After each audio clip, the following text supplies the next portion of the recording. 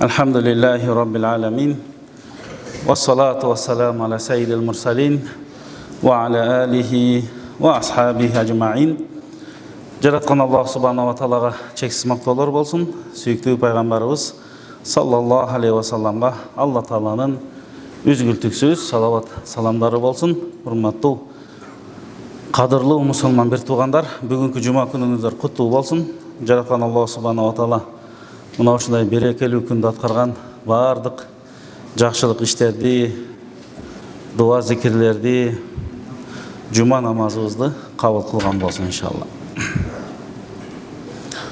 Бүгін сіздерменен пайғамбарымыз саллаллаху алейхи ва салламдың құлқ мінезі жөнінде сөз қылмақшымыз. Барымызға белгілеу, пайғамбарымыз саллаллаху алейхи ва саллам ошол 40 жашына шығып қалғанда Хира үңкүрүнө барып, өзүнчө обочолонуп, дуа кылып, пикир кылып, ошентип жүргөндө, бирок коомунда ошо 40 жашына чейин эле эң аманаттуу, эң чынчыл, кичипейил, жакшы мамилелүү, жакшы кулк мүнөздүү, эрктүү, берешен жагынан белгилүү болгон да. Анан ошол күнү Жибрил bir күн келип, Жибрил периште кысып туруп оку дегенден кийин, ошол окуя болгондон кийин катуу чуркап келип, барыбызга белгилүү заммилуни, мени үстүмө төшөктү жапкыла, көрпөнү жапкыла деп багы бир аз титиреп корккондугунан. Анан кийин Хадича энебизге ушундай болду деп айтканда, Хадича энебиздин сөзү да. Калла валлаху, себеп пайгамбарыбыз айтат да, мен коркуп кеттим дейт. Коркуп кеттим дегенде Хадича энебиз айтат, багы күч кубат болуп атат да, тирек, таяныч болуп атат. Пайгамбарыбызга дем берип атат. Айтып атат, сен эч коркпо дейт. Валлахи дейт, ант ичип айтып атат да, мен ант ичип айтамын Алланын аты менен, Алла Таала сени эч качан таштабайт. Эч качан уят кылбайт. Анткени сен туугандар менен мамилени дайыма байланыштасың, мамилени үзбөйсүң. Ва тастыкул хадис, сен дайыма чынчылсың. Ва тахмилул калли, жанагы алсыз, жарды адамдардын жүгүн көтөрүп, ошолорго жардам бересиң. Ва таксибул маъдум, жокторго, муктаждарга көмөктөшөсүң. Ва тaqrid дайф, конокту аябай жакшы сыйлайсың. Ва туину аля наваибил хак, сен дайыма акыйкат жолунда кыйналгандарга дайыма жардам бересиң деп атат да. Бул пайгамбарыбыздын ушундай нерселер менен белгилүү болгондорун айтып, Хадича энебиз эмне атат, дем берип атат да. Мына ушул нерселердин бардыгы чыныгы мусулмандын сыпаты. Демек, пайгамбарыбыз саллаллаху алейхи ва саллам биз айтабыз, ааламга рахмат, мээрим үчүн жиберилген деп айтабыз да. Алла Таала Куранда айтат: "Ва ма арсалнака илля рахматал лил аламин". Демек, пайгамбарыбыз Аллахга рахмат, мээрим катары жиберилген болсо, демек өзү дагы ошондой райымдуу, мээримдүү, жалпы мусулмандарды дагы мына ошондой жакшы кулк мүнөзгө чакырганда пайгамбарыбыз. Биздин динибизде адеп ахлактын, жакшы кулк мүнөздүн орду өтө бийик да, өтө зор. Негизги шариятыбыздын маңызы, максаты мына ошол жерде турат. Пайгамбарыбыз саллаллаху алейхи ва саллам айтып атат да: "Иннама буисту ли утаммима макаримал ахлак". Мен пайгамбар болуп жиберилгенимдин негизги максаттарынын бири дейт пайгамбарыбыз, кереметтүү, жакшы кулк мүнөздү толуктоо үчүн жиберилдим дейт да. Куранда болсо Алла Таала эмне дейт? "Ва иннака ала хулуқин азим". Сен өтө бийик, кереметтүү адеп ахлактын ээсисиң дейт да пайгамбарыбызга. Демек, пайгамбар саллаллаху алейхи ва салламды биз дайыма үлгү тутуп, ошондон үйрөнүшүбүз керек да. Чындыгында азыркы учурда, азыркы замандарда багы адеп ахлактын кризиси дагы пайда болуп атат да.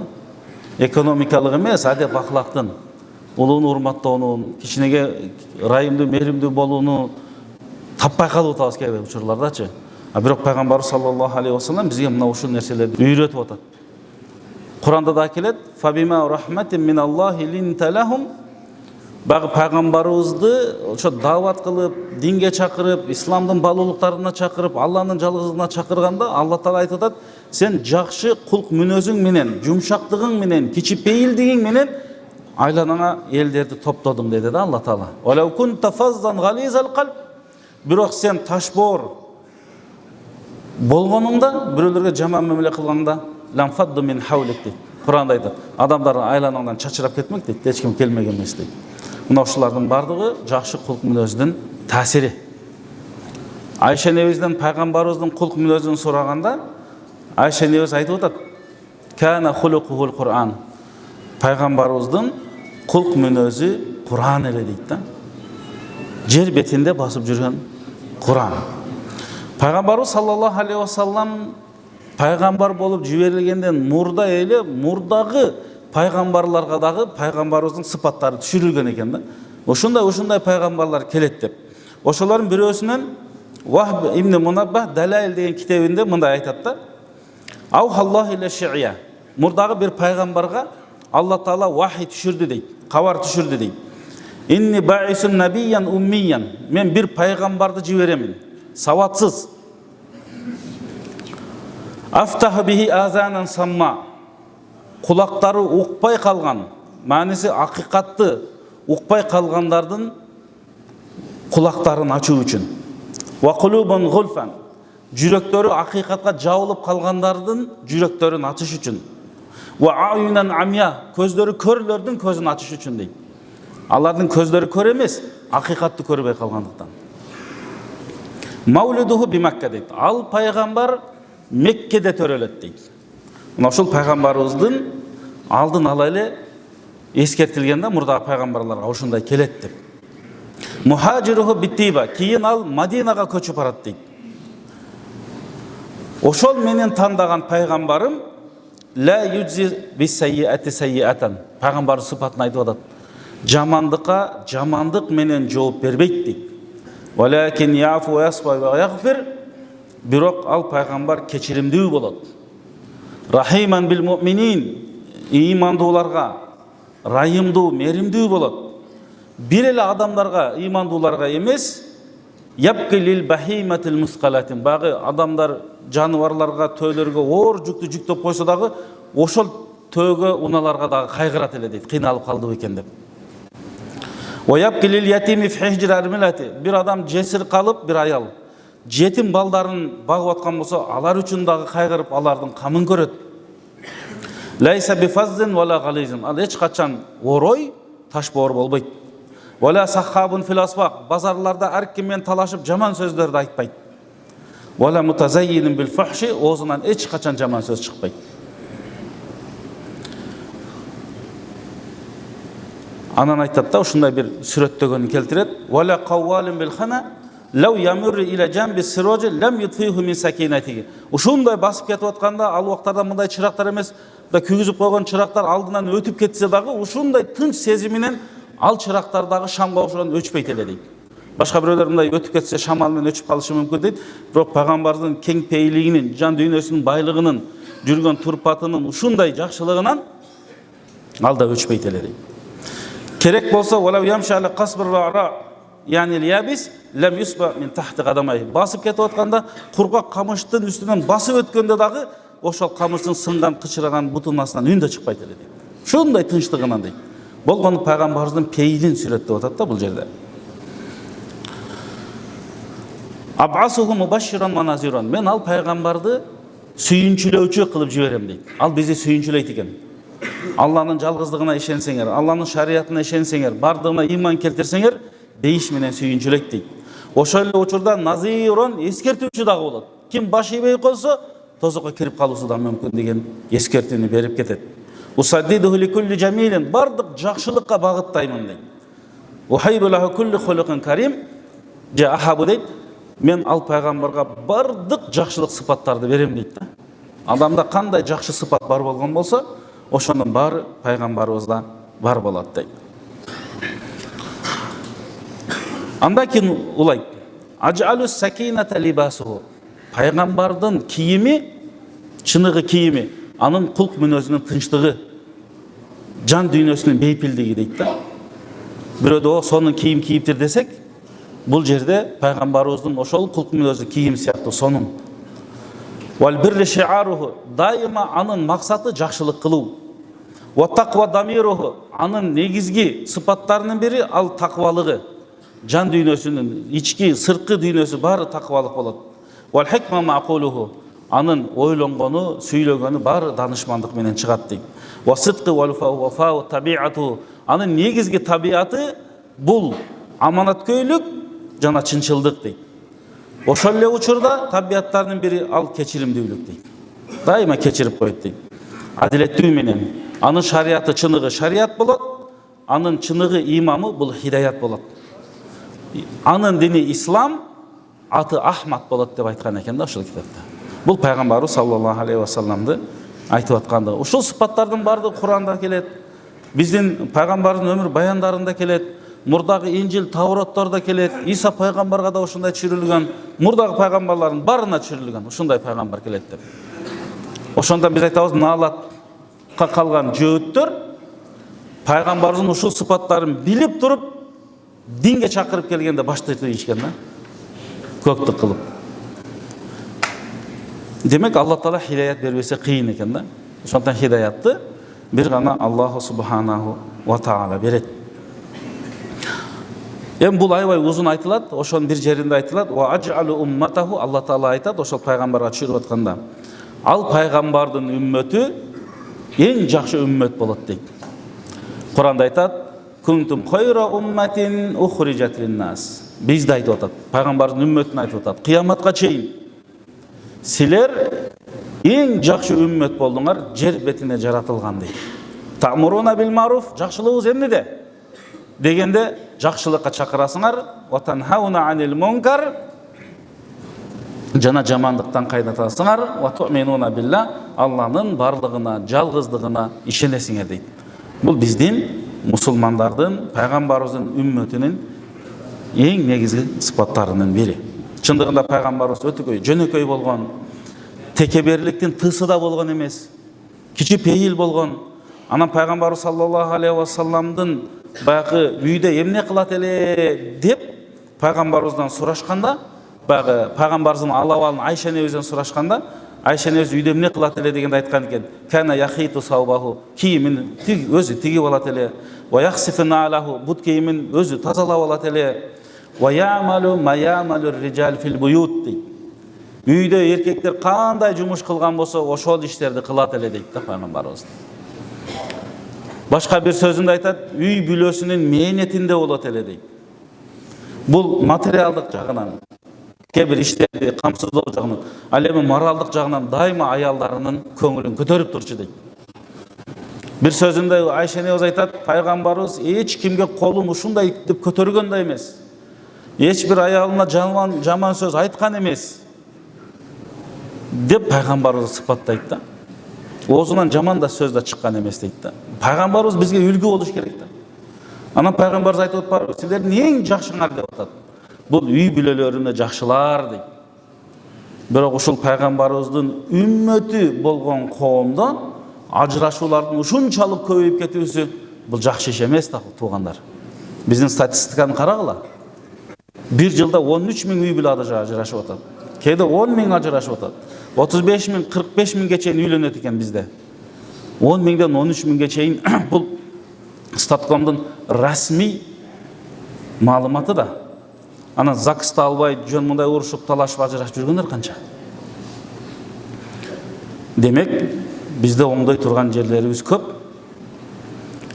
Ошол оңолуу бул пайгамбарыбыздан үлгү алуудан башталат экен.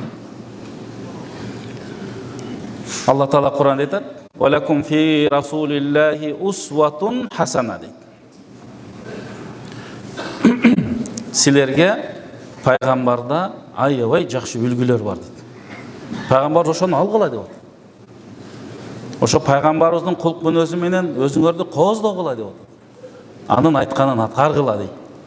Кур'анда Алла Таала мындай айтат: "Лaqad ja'akum rasulun min anfusikum azizun alayhi ma anittum harisun alaykum bil mu'minina raufur rahim." Чыныгында силердин өзүңөрдөн эле мен пайгамбарды жибердим дедим Алла Таала. Ал ушундай өзүнүн үммөтүн жакшы көрөт, жакшы жака багыттайт, жана алар үчүн ырайымдуу, мээримдүү деди да. Алла Таала өзү ырайымдуу, мээримдүү. Ал сыпат пайгамбарыбызга өттү, ал мусулмандарга өтүш керек да. Эгер биз ырайымдуу, мээримдүү болгонубузда, бир жоопкерчилик болгондо, мынча үй бүлө ажырашып, мынча жаш балдар убал болбойт эле да тарбиясындачы. Ошого көңүл буруп коелу. Жоопкерчилик болуш керек. Үйлөнгөндө мен никеме туттум, алдым деген, макулмун, макулдугун бердим деген сөздөрдүн бардыгы материалдык, моралдык жактан мен камсыздаганга даярмын деген сөз, эркектин сөзү. Кананан ошол.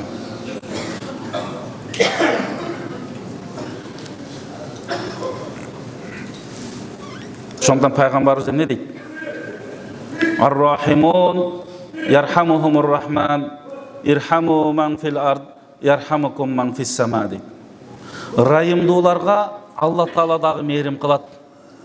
Жердегилерге мээримдүү болсоңор, Алла Таала силерге ырайым кылат дейт да. Бул пайгамбарыбыздын сөзү. Анан Анас ибн Малик айтат: "Күнтө амши ма Расулулла" дейт. Мен пайгамбарыбыздын жанында кетип аткам дейт. Анан пайгамбарыбыз ошол учурдагы бир чепкен бар экен. Жакалары аябай катуу тигилген.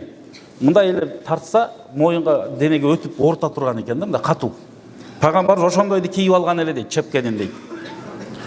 Бир маалда басып кетип жатсак эле, пайгамбардын артынан келип эле бир араби дейт да, чөлдө жашаган бир араб келди дагы, ушул жакасынан катуу тартып ийди дейт пайгамбарыбыздын. Мен ушундай пайгамбарыбызды караганда, ошол катуу тарткандан жанагы катуу жердин, жаканын изи пайгамбардын денесине түшүп калды дейт. Орутканын сездим дейт.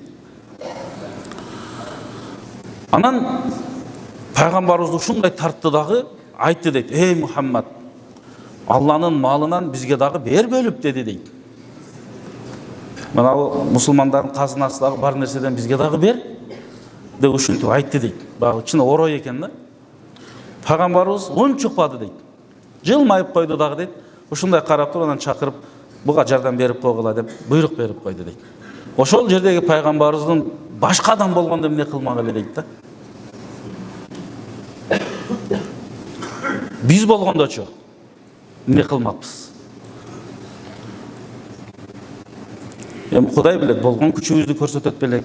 Же чындыгында эле чыныгы ыймандуу болсок, пайгамбарыбыздын үлгүсүн алган болсок, ошондой көрсөтөт белек. Демек, кичипейил болуу бул пайгамбарыбыздын мүнөзү экен да. Пайгамбарыбыздын күчү жеткен. Пайгамбарыбыз саллаллаху алейхи вассалам ошол учурда мен деген балбаны бар го, Рукана деген болот. Ошол учурда мен деген балбан күрөшөт. Аны эч ким жыгыт алган эмес экен. Пайгамбарыбыз менен күрөшөм дегенде пайгамбарыбыз аны 3 жолу жыгып койгон. Биринчиде өзү түшүнбөй калган. Кандай болду деп. Пайгамбар ошондой эртүү күчтүү болгон, балбан болгон. Бирок ошондой болсо дагы күчүн көрсөткөн жок. Кичипейилдик кылды, исламдын чыныгы, маңызын көрсөттү. Исламдын негизги максатын көрсөттү. Бул жакшы кулк мүнөз. Ошондуктан Абдулла ибн Жадари рахмахулла айткан хадисте айтат да, мен Айша энебизден сурадым дейт. Пайгамбардын кулк мүнөзүн сурасам, пайгамбарыбыз жөнүндө мынтип айтты дейт. Лам якун фахишан ва ла мутафахишан. Пайгамбарыбыз мындай ыплас сөздөрдү сүйлөгөн эмес, жаман орой мамилелерди кылган эмес. Ва ла сахабан фил асвaq, базарда бирөө менен бир нерсени талашып урушкандай эмес дейт. Мындайча айтканда үйдүн көтөрүп дейт да. Чыгарып, ошондой болгон эмес, такыр дейт. Ва ла яджи би сайяати сайяата, жамандык кылганга жамандык менен жооп бербейт эле, болгону кечирип коет эле дейт. Мына жанагы пайгамбарыбыздын жакасын тартып, орой мамиле кылганды кечирип койду го. Андан да чоңу бар. Мекке ачылганда бардык Мекке эли эмне деген кордукту көрсөттү пайгамбарыбызга. Ошондой болсо дагы бар өргүлөсүлөр, барыңар, бошсуңар деген да пайгамбарыбыз. Барып коркуп, эми пайгамбар эмне кылат экен бизди деп турган учурда, себеби алар өздөрү билет эмне кордук көрсөткөнүн. Бирок пайгамбарыбыз аларды эмне кылып берди? Кечирип ийди. Ошондо пайгамбарыбыз айтат, бул дагы сонун хадистердин бири, амал кылганга аракет кылалы. Иннал му'мина ла юдрику би хусни хулуқихи даражата саими ал-qaimi дейт. Караңыз. Адам баласы жакшы кулк мүнөзү менен эртеден кечке орозо кармаган, түнү менен тахажжуд намаз окуган адамдын жеткен даражасына жакшы кулк мүнөзү менен жете алат дейт. Кулк мүнөздү пейилде оңдош керек экен. Башка бир хадисте пайгамбарыбыз айтат: "Ала ухбирукум би ахаббикум илайя ва aqrabukum minni majlisan yawmal qiyama." Пайгамбарыбыз ушинтип айтты да: "Мен силерге айтайынбы, кыяматта мага эң сүйкүмдүүңөр жана мага эң жакыныңар ким болот айтайынбы?" дегенде баары жымжырт туруп калышты дейт сахабалар. Ушуну пайгамбарыбыз 2 жолу, анан 3-чү жолу айтты дагы дейт. Кийин баары айтыңыз дегенде пайгамбарыбыз бир сөз менен эле ахасинукум ахлакан, кулк мүнөзү жакшылар деп койду да. Пайгамбарыбыз бул жерде ким көп намаз окуса, ким көп ажылыкка барса, умрага барса, зекет берсе деген жок экен да. Эмне деди пайгамбарыбыз? Кимдин кулк мүнөзү жакшы болсо деди. Демек, биздин окуган намазыбыз кулк мүнөздү оңдош керек. Оңдобосо ал кандай намаз болот? Зекетибиз биздин кулк мүнөздү пейилди оңдош керек. Ал оңдай албаса, таасир бере албаса, анда кандай зекет болот? Ажылык не деген ибадат? Адам акчасы менен ибадат кылат, өзүнүн денеси менен ибадат кылат. Ушундай 50 градус ысыктарга барып келет, бир айлап жүрүп келет. Пайгамбар баскан жерлерди басып келет. Ошончо келип туруп бир сабырдуулукту үйрөнө албаса, ал эмне деген ажылык? Бир мээримдүүлүк кыла албаса, арамдан алыс боло албаса, ажылык бул ибадат. Умра бул ибадат. Саякат эмес, санатория эмес. Барып эс алып уктай турган жай эмес. Ал жакка барып ибадат кылып келиш керек. Аны менен адам баласы өзүнүн жан дүйнөсүн байытыш керек, акыл пикирин тунартыш керек, ойлонуш керек. Бул дүйнө убактылуу дүйнө. Ошону билип алышыбыз керек. Ошондон пайгамбарыбыздын дуасын караңыздар. Пайгамбарыбыз эмне деп дуа кылат? Аллахумма кама ахсанта халqi fa ahsin khuluqi. Биз да бата кылалы. О Аллахым, менин алты санымды аман кылып, ушундай жакшы келбетте кандай жараткан болсоң, менин кулк мүнөзүмдү дагы ошондой оңдоп кооздоп кой дейт да пайгамбарыбыз. Алла Таала адамды ахсаны таквим, өтө кооз жаратты дейт. Карасаңыздар, адамдын оозу, мурду, кулагы, бардык мүчөлөр өз орду менен жаралган да. Кандай кооз. Шүгүр кылышыбыз керек Аллага. Экинчи бир дуасында пайгамбарыбыз эмне дейт? Аллахумма инна аузу бика минаш-шиқақи ван-нифақи ва суул ахлақ. Пайгамбарыбыз Алла Тааладан сактай турган нерселерни айтып атат. О Аллахым, мени коргогун, сактагын. Бул нерседен сен гана сактай аласың. Бактысыздыктан, эки жүздүүлүктөн жана кулк мүнөздүн жамандыгынан өзүң сакта dedi. Пайгамбарыбыз сактанууну, коргонууну сураган нерсе пайгамбарыбыз болуп сурап аткан болсо, biz belki andan aytıp bolбойт, эсепсиз эселеп биз муктаж болсо керек дейм. Ошондон пайгамбарыбыз айтып атат, не дейт? Бир хадисинде келет.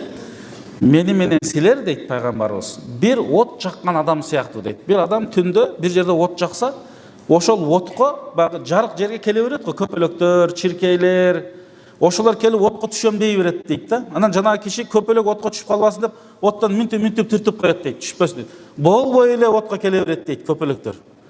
Мен менен силер ошол сыяктуу деди пайгамбарыбыз. Мен силерди тозокко түшүп калбагыла, менин үммөтүм тозокко түшүп калбасын, шайтандын шапалактарына азгырылып кетпесин, андан көрө акыйкат жолдо болгула деп мен аракет кылып атам. Болбой эле силер ошол жакка кетип атасыңар дейт да пайгамбарыбыз. Могул жерде айтат да. Ана ахизу би худзикум анин-нар ва антум тфаллутуна мин яди дейт. Мен канчалык тоскон сайын силер ошол жакка умтулуп атасыңар дейт да. Адамдын нафсы умтултат, шайтан умтултат, азгырыктар, адамдын сүрөтүндө болгон шайтандар, негизги жин шайтандар азгыра берет экен да. Мындан сактануунун бир эле жолу бул ыйман жолу экен. Бул пайгамбарыбызды үлгү тутканда гана сактана алат экенбиз. Ошондон урматтуу мусулман туугандар, пайгамбарыбыз саллаллаху алейхи вассаламды эле үлгү туталы болду. Биздин эң негизги идеалыбыз бул пайгамбарыбыз. Аллах субхана ва таала баарыбызга ошол пайгамбарыбызды үлгү тутуп, пайгамбарыбыздын сыпаты менен сыпаттанып, кулк мүнөзүбүздү оңдоп, анын артынан бейишке кирүүнү Аллахым насип кылсын.